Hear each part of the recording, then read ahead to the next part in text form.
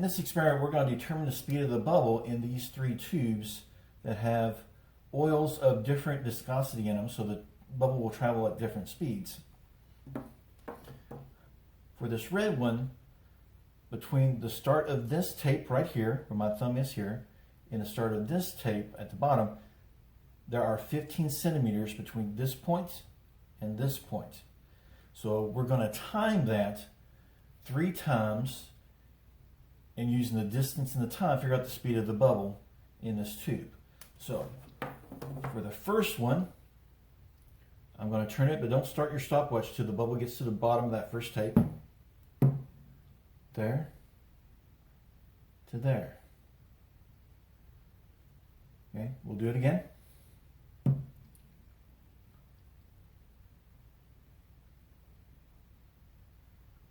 One more time.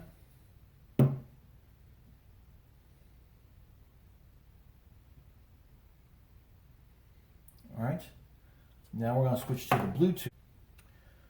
Now let's measure the speed of the bubble in the blue tube from the start of this tape, the bottom of it, to the bottom of this piece of tape. There's 20 centimeters between those two. So if I turn this over,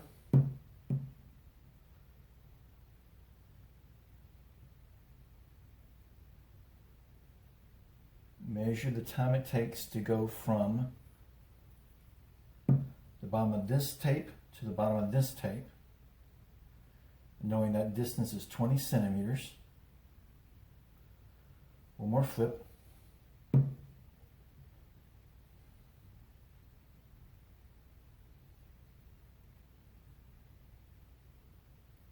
right, so you should have 3 times for this one. For the last one, for this green tube, there's 24 centimeters from the bottom of this piece of tape to the bottom of this piece of tape. So 24 centimeters.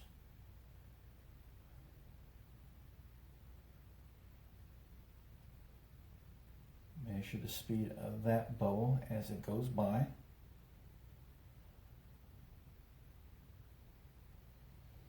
Again.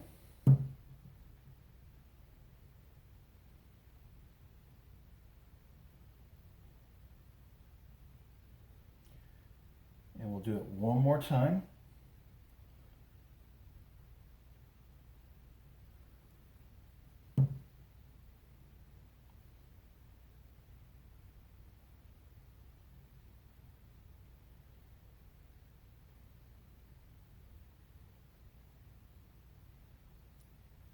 Now that you know the times for the different tubes, you can, and the distances, you can determine the speed of the bubble in each tube.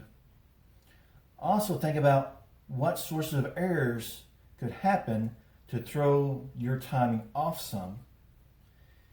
And what about this? I held these mostly vertical, but what do you think will happen to the speed if I had it at a slight angle? Do you think it would go faster or slower? Well, let's see.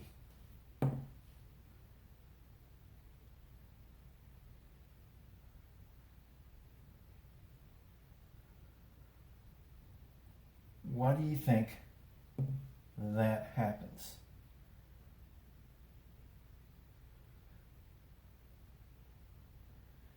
Thanks for watching. Tune in for some more physics. Bye.